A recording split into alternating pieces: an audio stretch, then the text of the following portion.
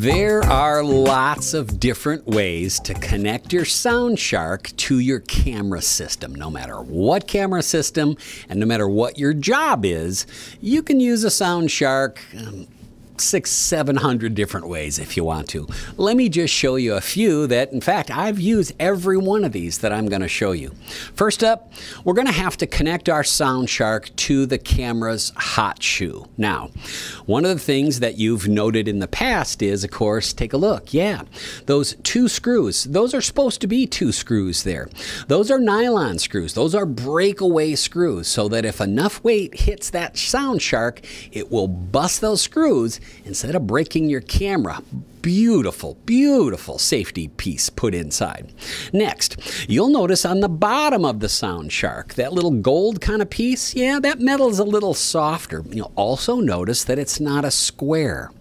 Now, when you're going to mount this onto your camera's hot shoe, you'll find out maybe it'll fit on the wide side and maybe it'll fit on the narrow side. Now, you'll notice Louie here, right, who takes care of all my camera stuff. He's got a little arrow on the bottom. See that arrow? Yep. That's for me because I'm a knucklehead and I always want to know which way it fits on the camera. Now, say you got a little bit of a problem and you have a different camera, or you find out that the narrow side on the bottom of your Sound Shark still isn't narrow enough. Now, there are some people that will tell you to take a wooden screwdriver and go back to your piece here, or a wooden popsicle stick, and kind of bend that open. I'm not a big fan of that, so don't do that. Instead, it's much easier to get just a very simple file at any Home Depot hardware store you want to, and this is a very soft metal, and you can file that down so that it fits perfectly. Now, that's very rare. In fact, it probably will rarely happen to the folks that are watching this video. I've found that on the 6 different cameras that you've used here, we've never had to modify the Sound Shark. So when you're going to put your Sound Shark onto your camera, go ahead and slide it onto the space, right? Then that bottom ring, snug that down till it stops, and then give it just a little push more. Now you also notice up on the top that there's another ring. Well, if you loosen that, guess what that does? Well, that allows you to rotate the Sound Shark and then lock it back down, because say you got to shoot that way, but you want to pick up some sound from that way. Terrific. That is one of the reasons that you see that little dot that's on the back there, that the sticker is a circle. Yeah, you can kind of sight your way through there and you can see what it's picking up. We'll talk a little bit more about angle of pickup and rejection of sound that you don't want in one of the upcoming videos. So, mounting it onto your camera's hot shoe, piece of cake, well, some you're going to need a little help with, and let me show you one. This is a Fuji XE2, and it's got a little door on the side that up on the top, it has the ability to plug in a microphone. Well, guess what? This is a 3.5 millimeter, your typical American size. That's 1/8 mono. Well, if you plug that into the Fuji, you notice, nuts, it isn't going to fit. Okay, need an adapter. Now, there's a couple different types of adapters. This is called a pigtail adapter, and it's soft and it's flexible, and I like these because there's less damage of hurting your camera. You can get a hard one that's angled if you want to, but that's totally up to you. Here's what you do. You just basically plug in to your pigtail adapter. This reduces your plug-in down to 2.5 millimeters, and guess what? Fits right in the spot. No need for any other adapters. You're good to go. Now, some Fuji cameras will allow you to just go ahead and shoot like this, but some will need to have a little bit of a boost. Now, there's different ways that you can boost. A little later in this video, we're going to talk about ways to boost audio quality.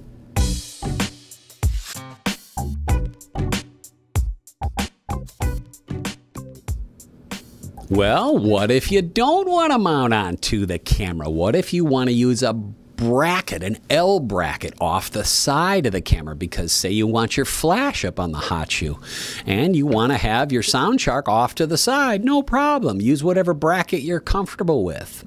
Let me show you one way that we can do it. Now, we're going to kind of represent the bracket, and we're also going to represent the top of a light stand here too, because we're going to talk about light stands in a little bit. Now, my super duper ace photo assistant in the universe, Mr. Super Louie, has put a light stand right in the middle of my desk. You gotta love that, right? Actually, that's the cords where my laptop power supply goes through. But right now there's a light stand, and then there's a Manfrotto swivel adapter. We like the Manfrotto brand a whole lot. There's, of course, the swivel control. Up on top here is going to hold this brass adapter that has a nice metal cold shoe. And of course, a cold shoe is different than a hot shoe, because a hot shoe is going to have electrical connections that will control a flash, where a cold shoe, in fact, doesn't. It doesn't have any electrical connections whatsoever, which is great because neither does a sound shark. So let's hook it on up there. First thing we're going to do, we're going to slide it into that spot. There we go. And just tighten it down. Great. Connect it right back up to the camera just like we did before.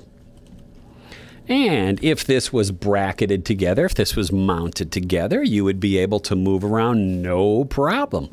And if in fact this was on a light stand, you would be able to swivel it to not only aim it left and right like we just showed you a little earlier, but you'd also be able to tilt it down as well as up. And you might think, well, Will, why would you do that?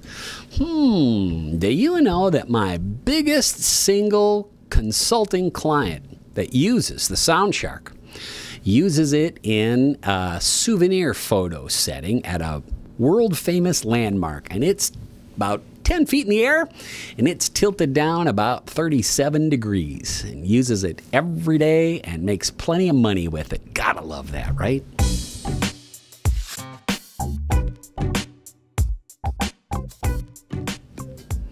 Those of you that follow some of the progress that we make on our LinkedIn group as well as at learnhybrid.pro, you'll know that we do a lot of talking portraits of professional people, doctors and lawyers and dentists, for instance. Here's a piece here that you'll see of a dentist, right? Shot in black and white. It's got good quality audio, super piece of cake to shoot, right? Well, how do you do something like that? Well, you'll notice that I like long lenses, and that one, because we were in such a tight space and the background was kind of funky, I wanted a very long lens. So I did use a really long lens to shoot that shot, and I didn't want to use my Sound Shark on the camera way back there. So you know what I did? I ended up using the Sound Shark right on the table in front of the doctor, but still, of course, out of the shot. Here's how we did it. We take one of those little flat stands that you can get with most flashes, shoe flashes come with that. Or, of course, you can use a tripod if you like, too, a tripod head. Now, we typically use a big, heavy tripod head. Yeah, one like this, but we're using it to record actually right now. So that one is very heavy and it'll hold a Sound Shark no problem. So let's say that we were to use our Sound Shark on one of these little flat pieces. We'll just move it onto here. We'll just bolt it down, or we'll snug it down a little bit there. There you go. Then the next thing is, if we're not okay with it just being by itself, we'll use a little bit of Gorilla Tape. Now you got to be careful with Gorilla Tape because it's kind of strong. But Gorilla Tape, if used gently and carefully, it will keep that Sound Shark from moving and will get us exactly the sound that we need every time. And once again, remember, that sweet spot's between 3 and 10 feet. The closer that you are to the person, the better sound quality opportunity you'll have. In the case of the dentist, I think we were less than 4 feet away, and listen to a little bit of this sound quality. Hi, I'm Dr. Glorioso. Thanks for hitting the play button. When I'm not here at the office, I'm usually at home with my family and my kids. I actually like to play soccer. I play a couple nights a week, as well as my kids' sporting events, lacrosse, soccer.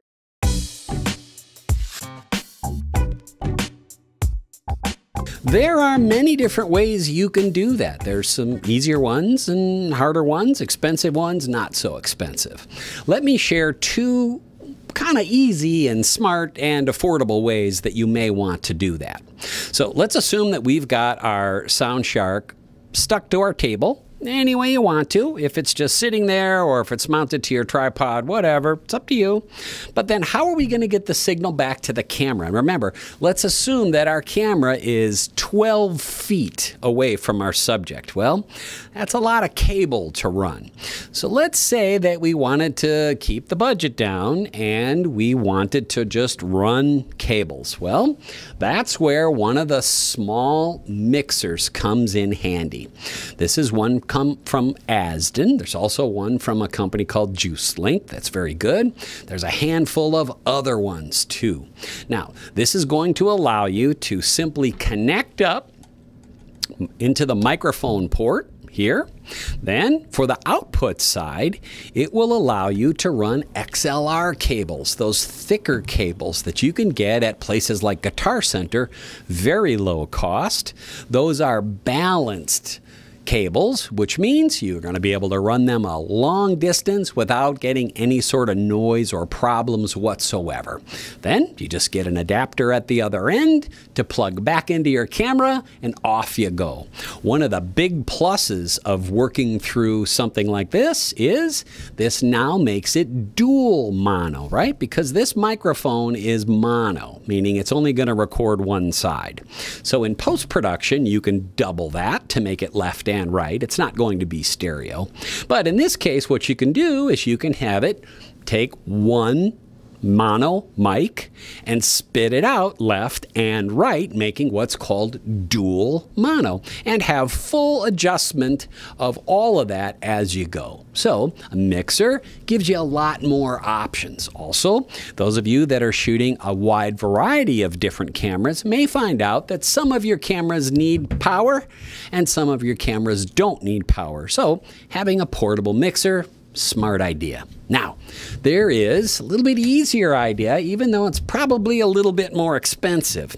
Remember we talked about the wireless microphones and receivers? Now, we use a couple of different brands.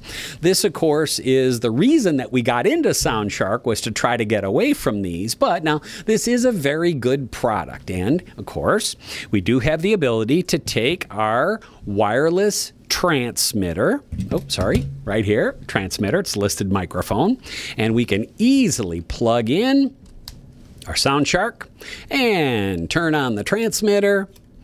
We're set to go. Leave this right here, then turn on the receiver, get a cord that plugs from the receiver right onto our camera, and guess what? Ready to go. This gives us all the power that we need to go, depending on which wireless transmitter system you use. You can go as long as 150 feet noise-free without any sort of trouble. So completely up to you how you want to be able to move that great sound quality from a Sound Shark a longer distance, either using a cord or using one of the wireless solutions.